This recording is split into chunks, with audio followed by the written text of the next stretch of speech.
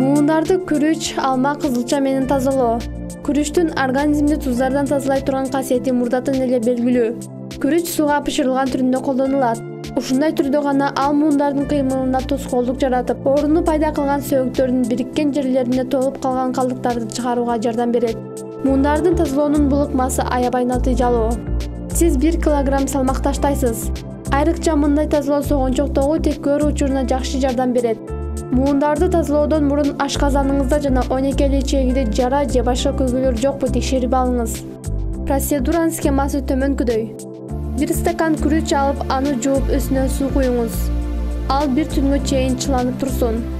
Күрүч муундардагы туздарды жакшылап сыртка чыгарыш үчүн аны көптөр 3 күнгө чейин чылап коюшат. Андан соң суусун төп, 2 стакан суу куюп, ал суусу соолганча кайнатыңыз. Анан күрүчтү жакшылап таза чайкап чыпкалап алыңыз. Биринчи күнү даяр күрүчтү 4 порцияга бөлүңүз.